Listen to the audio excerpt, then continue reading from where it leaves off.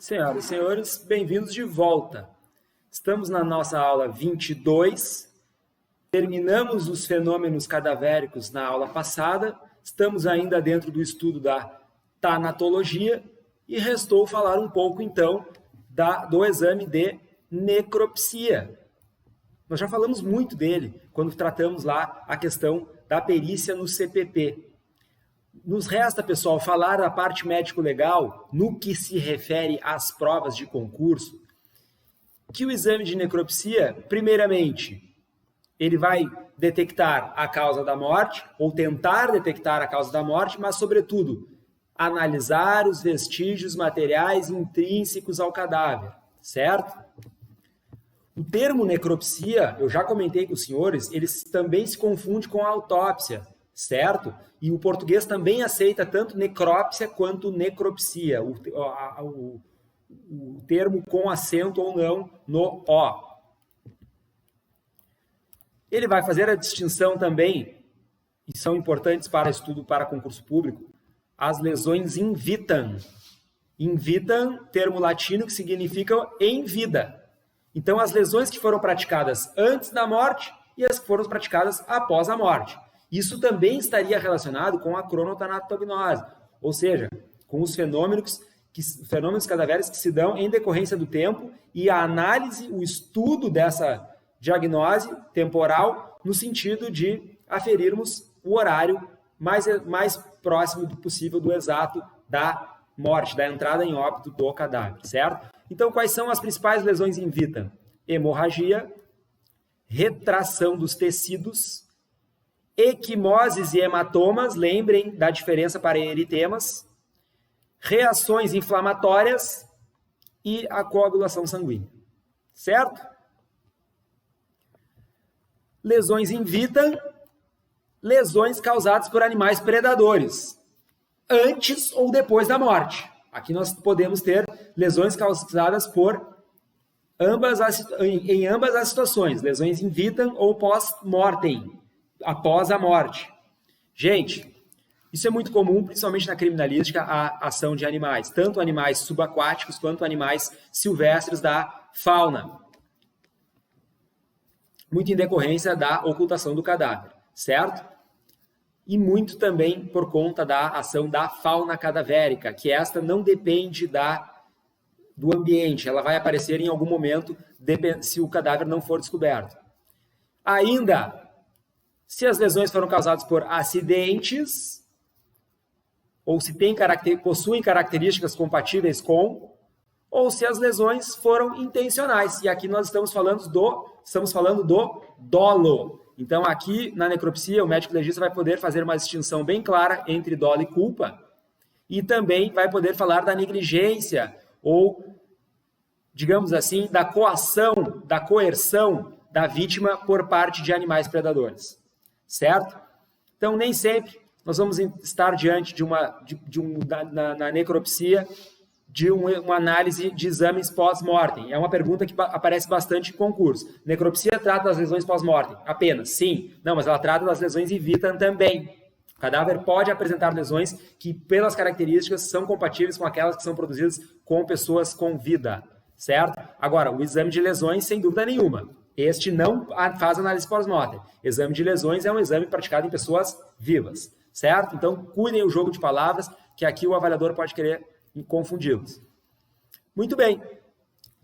Lembrando também, senhores, que o perito de local vai fazer um exame perinecroscópico e ele se assemelha muito com ele trabalha muito com estes conceitos de lesões in vitam e pós-mortem. E este exame no local da morte é fundamental, já que o cadáver vai ser trasladado para o Instituto Médico Legal ou Departamento Médico Legal ou instituição correlata, e o tempo irá decorrer de forma que estas lesões in vitam podem se perder, certo? Então, eu diria para os senhores que as lesões in vitam, elas pertencem tanto ao estudo da necropsia como da perinecroscopia. E a perinecroscopia, nós sabemos já, não é um ato médico, ela é praticada pelo perito local de perito criminal de campo. Certo? Já as lesões acidentais e intencionais, as intencionais ficam fáceis de ser observadas. Elas têm um grau menor de probabilidade de erro, enquanto que as lesões acidentais vão comportar um elemento subjetivo muito maior. Mas o exame de necropsia está aí para isso, e depois o laudo pode ser interpretado por outros assistentes técnicos ou outros peritos na esfera civil. Certo? Adiante, nós temos o exame de exumação. O exame de exumação, nós também tratamos bastante dele quando falamos lá das perícias no CPP. Ele está previsto no artigo 163 e vai dizer lá, então, que o médico legista poderá se dirigir ao local do sepultamento do cadáver para fazer novos exames nas ossadas ou no restante da parte orgânica do cadáver. Certo? Observem que, quanto à exumação, nós temos a questão do artigo 330 do Código Penal, certo? Que é a questão da desobediência por parte do administrador do cemitério. O artigo 330 comporta um delito, um tipo penal, que é o de desobediência, que cabe, ele não é próprio do sujeito administrador do cemitério, mas ele é de qualquer pessoa que desobedece uma autoridade, seja ela policial, fazendária ou mesmo de polícia científica. Então, o crime de desobediência também cabe para aquela pessoa que fura o local de morte violenta, fura o local de isolamento e invade a cena do crime. O perito local de campo, depois da reforma do CPP, da lei anticrime, tem condições de efetuar a prisão em flagrante da pessoa que viola o local de crime, ou local suspeito, ou local de morte, com base no artigo 330, o crime de desobediência, certo? E este crime também pode ser praticado pelo administrador do cemitério que se nega a abrir o estabelecimento para a realização do exame de exumação, certo? O exame de exumação ele pode complementar a necropsia, ele pode confrontar a necropsia, ele pode simplesmente fazer o papel da necropsia que não foi feita, pode completar a exumação, a perinecroscopia ou mesmo o exame de local, e ela ainda vai comportar um elemento especial no que se refere à reprodução simulada dos fatos, já que a exumação ela nada mais é do que uma reanálise do cadáver e ela pode sim estar associada a outros elementos, a outros laudos periciais que já foram produzidos, certo? Entre eles, a reprodução simulada. Certo? Muito bem. Então, agora, entrando propriamente no assunto da aula de hoje, vamos tratar da sexologia forense. Ou do exame dos crimes sexuais, ou da prova pericial produzida nos crimes materiais. Pessoal, lembrem de uma coisa. Primeiramente, nós precisamos ter em mente que quando vamos estudar crimes sexuais, nós precisamos estar diante da seguinte situação. Nós estamos diante de um outro bem jurídico, é a liberdade sexual das pessoas, ou a intimidade, ou a vida privada, ou até mesmo a honra. Em algum determinado momento se confundiram os crimes contra a honra com os crimes sexuais. Isso tempo atrás. De forma que no tribunal do júri se defendia, poderia se realizar a legítima defesa da honra. Isso chegou a existir no ordenamento jurídico nos anos 40 e 50, certo? Onde o sujeito que apanhava a sua esposa ou a mulher que apanhasse seu marido poderia praticar um crime contra a vida alegando uma excludente ilicitude à legítima defesa da honra. Pois bem, a honra hoje está afastada da liberdade sexual no ordenamento jurídico. Os crimes contra a honra são apenas injúria, calúnia e difamação, enquanto que, e seus desdobramentos, caso o sujeito passivo seja o presidente da República ou uma outra autoridade, ou a ofensa à honra tem a conotação racista, mas aí são outros desdobramentos que não interessam para nós aqui, fica para a aula de direitos humanos.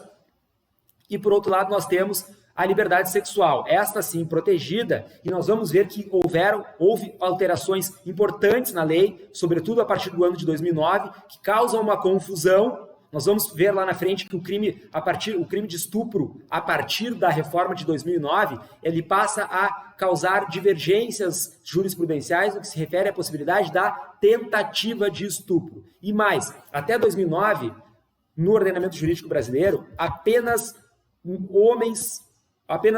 homens poderiam praticar estupro. Mulher não poderia praticar estupro, porque não poderia praticar a conjunção carnal sem o consentimento de terceiros. E mais, o delito não poderia ser praticado em homens. Homens não poderiam ser estuprados, segundo a legislação, porque o conceito de conjunção carnal era a materialidade do delito, certo? Então, já destaquei para os senhores aqui que a materialidade do delito sexual é a conjunção carnal. E juridicamente, agora, depois de 2018, é o ato libidinoso, porque a lei falava apenas em conjunção carnal, e a conjunção carnal para fins médico-legais é pênis, vagina, e hoje nós temos o conceito de conjunção carnal ou outro ato libidinoso, qualquer outro. E aí se criou um imbróglio no sentido que tanto a conjunção carnal propriamente dita quanto a prática de qualquer outro ato libidinoso configurava a consumação do delito de estupro. E aí nós temos a situação da mão boba, nós temos a situação do chupão, nós temos a situação da festa rave, onde as pessoas estão completamente drogadas, nós temos a situação do escuro, nós temos a situação do engano. Então, são N situações em que se comparou um estuprador com uma pessoa que estava em erro de tipo ou ainda alguém que simplesmente só está com ânimos jocantes, está numa festa de carnaval e não tem intenção de praticar uma conjunção carnal. Então, a correção deste erro que foi cometido em 2009 na legislação é corrigido em 2018, aonde se prevê, então, a criação do delito de ato sexual mediante fraude, estupro de vulnerável e a questão da importunação sexual, que é um crime alheio, então, ao crime de estupro. Nós vamos ver já já essa diferenciação. Pessoal, primeiramente, nós precisamos ter em mente o seguinte: a materialidade do delito sexual para fins de sexologia forense, para fins de estudos periciais, para fim da prova de medicina legal e criminalística, é a conjunção carnal. E o conceito de conjunção carnal é pênis-vagina. Agora, por outro lado, se nós estivermos falando da prova de direito penal ou de processo penal, a materialidade do delito, e é esta que vale para fins de preenchimento da norma penal, do tipo penal de estupro ou dos crimes sexuais, a sexologia forense, vocês vão colocar aí, então, se for o termo jurídico, botar entre parênteses aqui, ou ato libidinoso, conceito jurídico, certo? Então, lembrem disso. O crime é material, quando tem conjunção carnal. Quando tem uma mão boba, não tem materialidade, mas eu tenho a materialidade jurídica para configurar a consumação do delito. E como eu vou fazer prova disso? Câmera de celular. A câmera de celular, hoje em dia, ela traz a materialidade do delito de importunação sexual ou de estupro. O que ocorre é que esta materialidade científica só ocorre na conjunção carnal, muito raramente no ato libidinoso. Agora, a materialidade científica se dá apenas na conjunção carnal, mancha de sêmen, mancha de colostro, saliva, mordidas, enfim, nós temos como materializar o delito sexual da conjunção carnal consumada ou tentada. Agora, nós não temos como ter materialidade científica no que se refere à medicina legal, no que se refere ao ato libidinoso. Então, a câmera é um recurso tecnológico. Vejam aí a importância do vestígio tecnológico para fins de estudo da medicina legal. Certo? Então, eu não coloco de propósito aqui para os senhores anotarem à mão e perceberem que, diante da materialidade, nós precisamos saber em que terreno estamos pisando. Certo? Vamos adiante, já que a parte jurídica fica para o final da aula, certo? Vamos ver a parte médico-legal. Sinais de certeza da conjunção carnal. Primeiro, ruptura do ímen. Ela pode ser completa, incompleta, recente ou antiga. Demora 10 dias para a cicatrização em média. E temos a questão do ímen dubitativo ou complacente, que é aquele que vai enganar, ou a pessoa vai ter uma ruptura e ela não vai acontecer completamente, ou simplesmente o ímen jamais se rompe, certo? Esses são os sinais de certeza. E os sinais de probabilidade? Geral, dor psíquica, hemorragias, estão lesões invítas, nós já vimos, e lesões. Segundo sinal de probabilidade, contaminação por DST. Aqui nós vamos ter uma questão epidemiológica interessante. A pessoa não é grupo de risco, tem um comportamento normal, sequer já praticou ato libidinoso outra vez, em algum momento na vida, e contrai uma doença sexualmente transmissível. Pois bem, essa situação pode se caracterizar um sinal de probabilidade, dependendo do estudo de caso e o estudo epidemiológico, certo? Pessoal, aqui nós precisamos fazer uma pausa também para falar das perversões sexuais e da questão da psicopatologia forense. Eu gostaria de trabalhar com o senhor de forma mais aprofundada, mas nós não temos tempo no que se refere à psicopatologia. Nós tratamos um pouco dela quando falamos do suicídio, mas não tratamos dela aqui ainda nos crimes sexuais. Pois bem, eu sugiro uma leitura mais aprofundada no que se refere às perversões e às parafilias, certo? Apenas para a gente utilizar e ganhar tempo aqui o exemplo da pedofilia, certo? Muita gente questiona, o crime de estupro de vulnerável, na verdade, é o crime de pedofilia. Isso está completamente equivocado, certo? Um pedófilo pode nunca praticar um crime, ele pode nunca exteriorizar. Lembrem lá do mundo dos fatos, do mundo do direito, lá da aula 2, aula 3. Pessoal, o sujeito é pedófilo, ele gosta de crianças, gosta de praticar sexo com crianças do mesmo sexo, do sexo oposto, mas ele jamais exterioriza isso. O que ele faz? Ele planeja o crime, ele escreve, ele guarda, ele baixa coisas da internet de forma lícita e ele tem aquele arsenal. Hoje nós temos o crime de armazenamento de material de pedofilia. Só o armazenamento já é crime. Por quê? Porque o legislador optou por ampliar o espectro da lei para evitar e para não tolerar e demonstrar à sociedade que esse tipo de crime não é tolerável. No entanto, nós, quando estivermos na prova de medicina legal, não podemos errar. Nós sabemos que essa pessoa possui um transtorno, certo? Ela pode possuir um transtorno de sexualidade, ela pode sofrer de um transtorno de estresse pós-traumático, ela pode ainda sofrer de uma parafilia, que tem um diagnóstico muito indefinido. Nós só vamos conseguir diagnosticar uma parafilia quando a pessoa, em tese, já praticou ou tentou praticar um crime sexual, certo? Para começo aqui da discussão. Em segundo lugar, ele pode ter um transtorno antissocial, de personalidade antissocial, ou ainda uma psicopatia. Então, nós estamos falando de uma gama de situações que o médico legista da área de psiquiatria, ou mesmo o médico forense lá do Instituto Psiquiátrico Forense, das instituições penitenciárias, vai ter condições de analisar. O fato é, pessoal, que o exame na vítima, o exame sexológico forense da vítima é feito pelo médico legista do Instituto Geral de Perícias ou instituição de perícia oficial. Enquanto que o exame da cabeça do autor do crime, do estuprador ou do pedófilo, é feito pelo Instituto Psiquiátrico Forense para fins da questão da imputabilidade. A pessoa já está condenada e precisa se aferir, ou já está sendo processada, perdão, e precisa se aferir se ele possui imputabilidade ou não. Por quê? Para fins da aplicação da pena ou da medida de segurança. Se a pessoa possui um transtorno, ela não pode ficar presa, ela precisa de tratamento psiquiátrico forense, e aí não é aplicada a pena, e sim a medida de segurança, que é a tal da absolvição imprópria, mas isso não é tema aqui para nós. Certo, pessoal?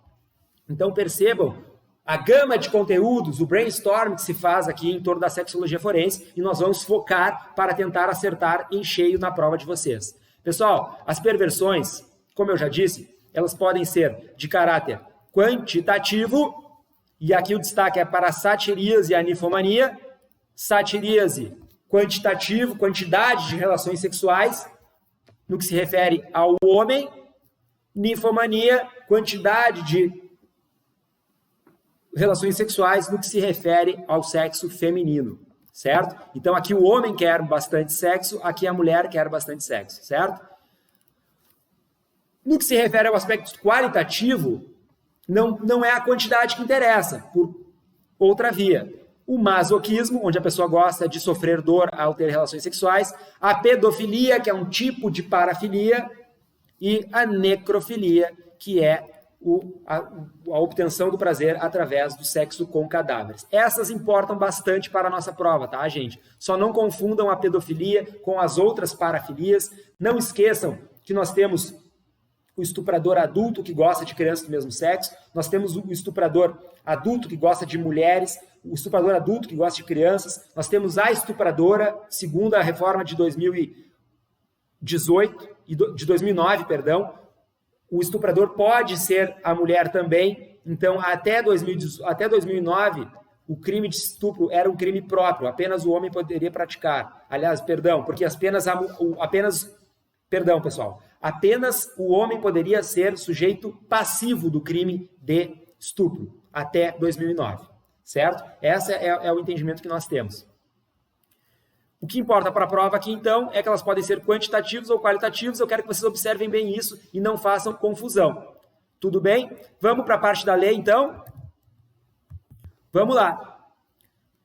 Lá no título 6 do Código Penal, nós temos os crimes contra a dignidade sexual. Esse é o nome dado pelo bem jurídico protegido pela lei penal no que se refere à dignidade sexual a partir do ano de 2009, quando nós tivemos aquela alteração que eu já mencionei, dada pela lei 12.015 de 2009. Capítulo 1, então, vai tratar da liberdade sexual, certo? Então, dentro da dignidade, nós temos a liberdade. Faça um paralelo lá com os crimes contra a vida.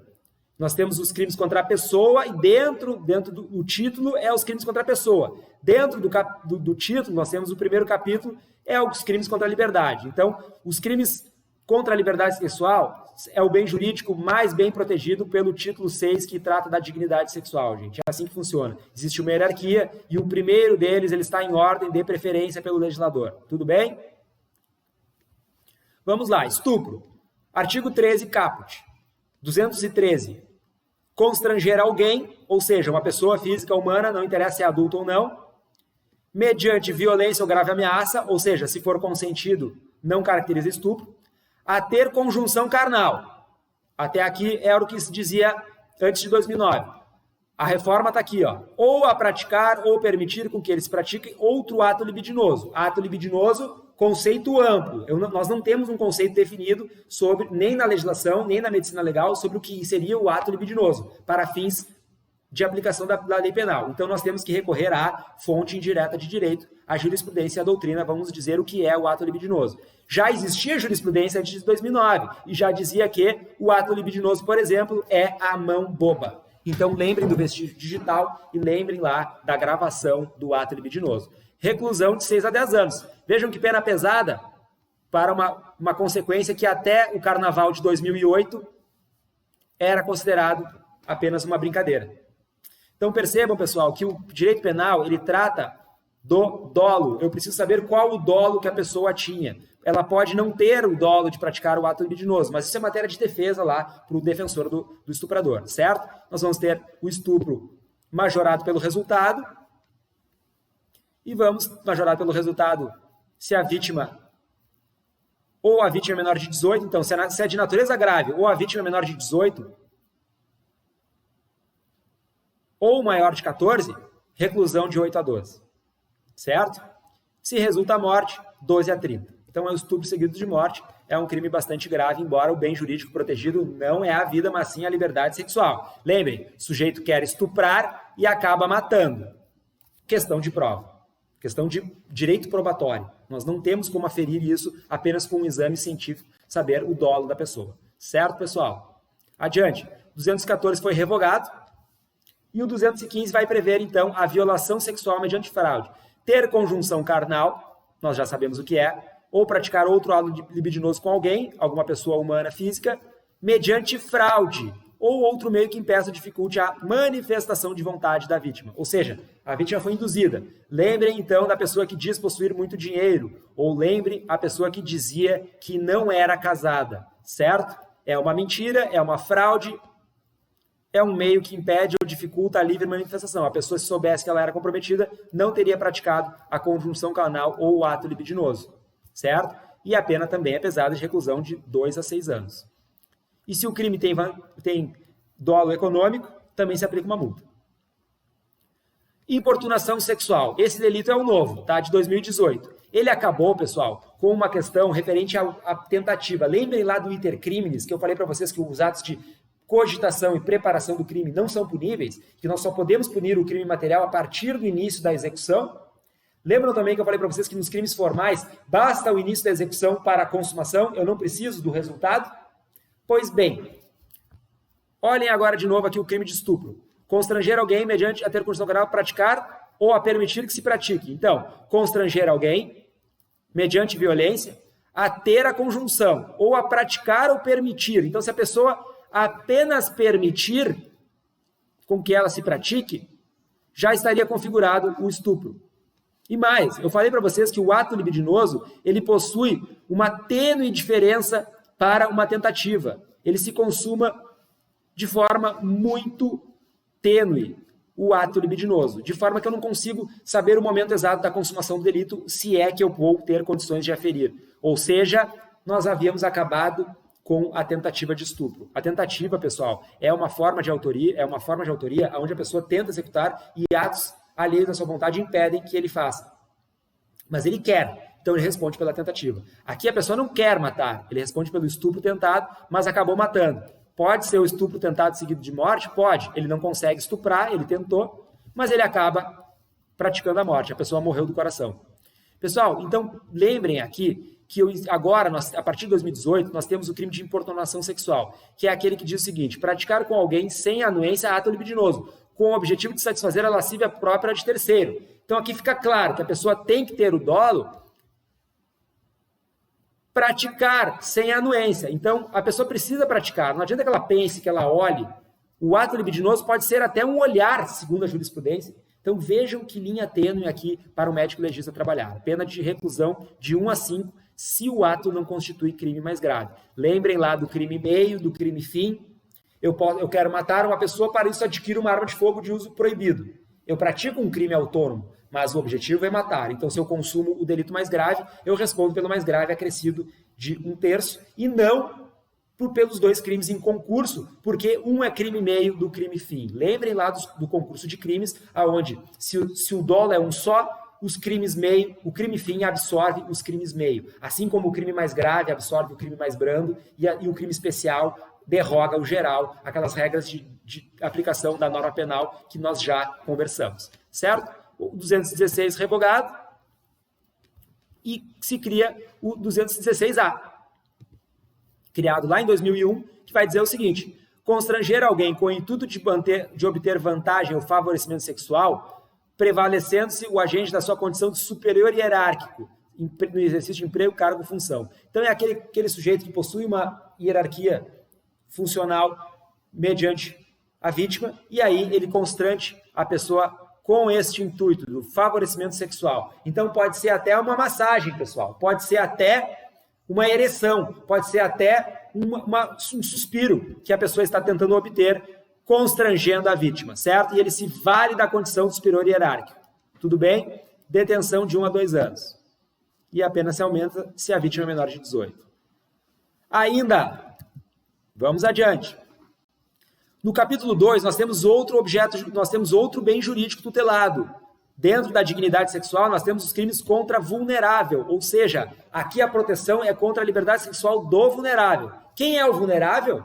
Crianças, pessoas sem capacidade de compreensão dos seus atos, pessoas transitoriamente bêbadas ou embriagadas ou intoxicadas, pessoas em coma, traumatizadas, doentes, enfim, cegas, com alguma deficiência física, idosos, qualquer pessoa que possua vulnerabilidade para a compreensão do ato em si.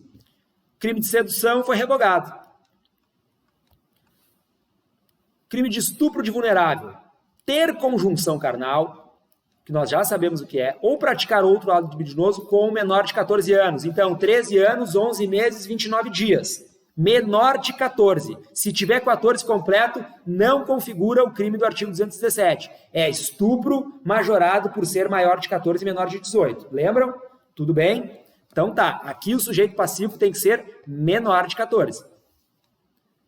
Então, não precisa o consentimento do menor. O menor não pode consentir para fazer sexo. Lugar de criança não é praticando sexo. Então, e a lei precisa trabalhar com um conceito estanque, não pode ser algo sobre o desenvolvimento. Mas essa criança tem 13 anos, mas tem feições já de mulher ou de homem. Não interessa. Para a lei, 13 anos, 11 meses, 29 dias, a pessoa não pode praticar sexo, mesmo que tenha vontade, vai confirmar o crime de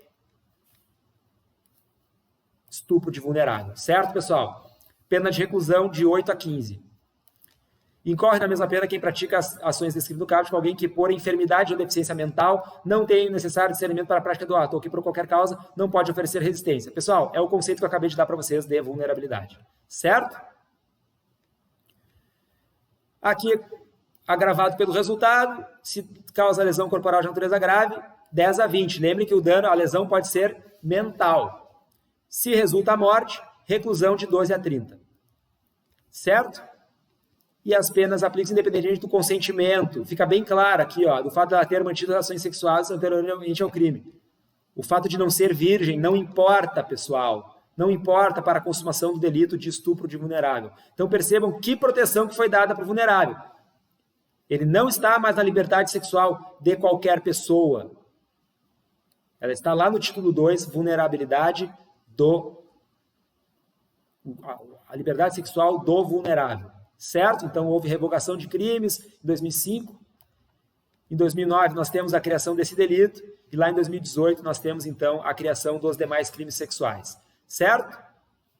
Aqui é gravado pelo resultado. E encerramos, então, a aula de sexologia forense. Lembrando para os senhores, estamos na aula 22. A aula que vem, na aula 23, veremos a obstetrícia forense. Até lá!